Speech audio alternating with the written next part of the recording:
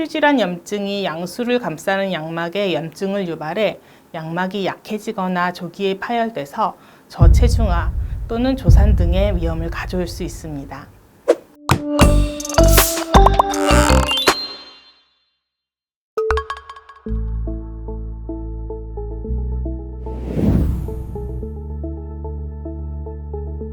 치주질환은 치아를 둘러싼 잇몸과 지지조직에 발생하는 염증성 질환입니다.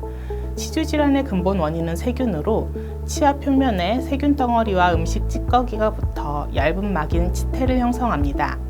치태는 보통 양치질을 통해 제거되는데 이때 제거되지 않으면 침 속에 있는 칼슘, 인과 같은 성분이 세균에 부착돼 단단한 치석으로 바뀝니다.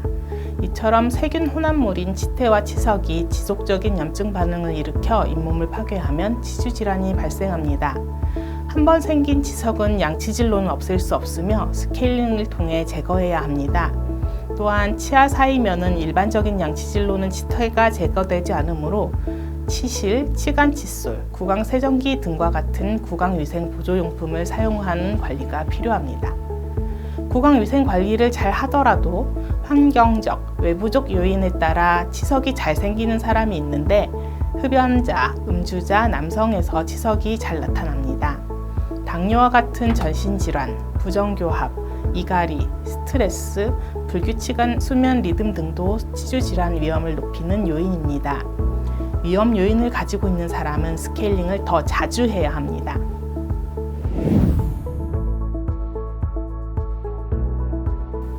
스케일링을 받은 후 이가 시리다거나 치아 사이가 벌어졌다거나 치아가 흔들린다는 불편감을 호소하면서 치아가 손상됐다고 느끼는 경우가 있습니다.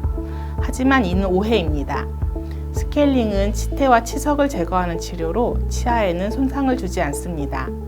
제거되지 않은 치태 및 치석으로 인해 치주질환이 진행되면 잇몸뼈 높이가 낮아지는데 염증 반응으로 인해 잇몸이 부어있기 때문에 스케일링 전에는 알아채기 어렵습니다.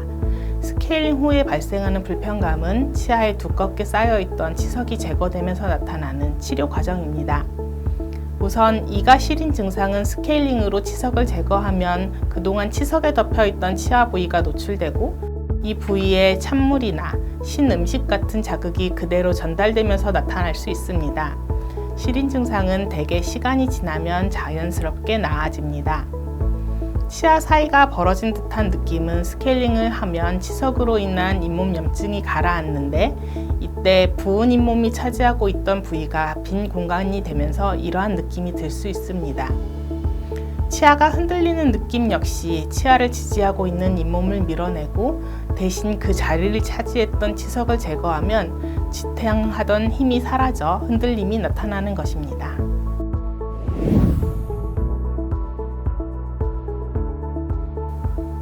임신 중에는 체내 호르몬 변화와 높아진 체온 탓으로 잇몸이 약해져 작은 자극에도 쉽게 손상되며 세균이 증식하기에도 좋은 환경이 됩니다.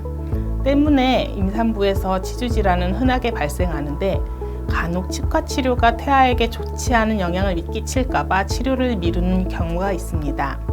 이는 그릇된 인식으로 자칫 적절한 치료 시기를 놓치면 질환이 악화되거나 치아가 더 크게 손상될 수 있습니다.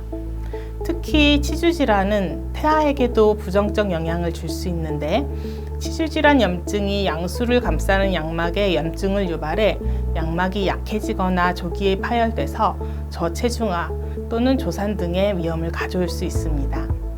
따라서 임산부일수록 치주질환 치료를 제때 받아야 하며 가장 적절한 치료 시기는 임신 중기입니다. 임신 초기나 말기는 작은 자극에도 민감하기 때문에 태아가 안정기에 접어드는 임신 중기가 치료에 적합합니다.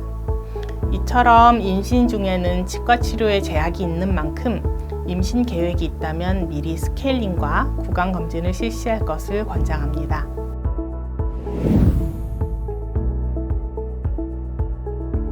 치주질환 치료의 기본은 원인 제거입니다. 따라서 개개인의 질환 상태에 따라 치료 방법도 달라집니다. 보통 치아 주위 잇몸에만 염증이 생긴 치은염일 경우 스케일링을 통해 치태와 치석을 제거하면 원래 잇몸을 회복할 수 있습니다.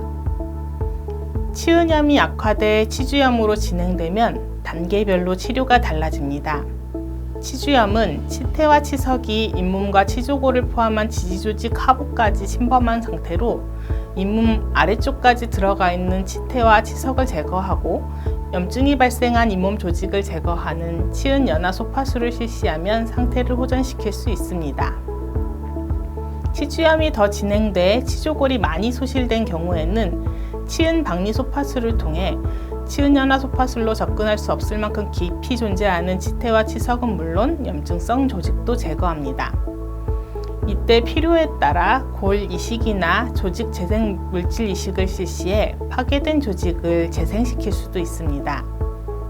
하지만 치아를 지지할 만큼의 치조골이나 지지 조직이 남아있지 않다면 발치를 해야 합니다.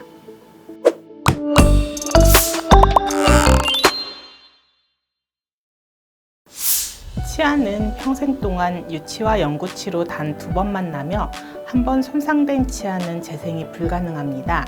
특히 구강 건강은 당뇨, 뇌졸중, 치매 등 전신 건강과도 관련이 있어 평소 꼼꼼한 관리가 필요한데요.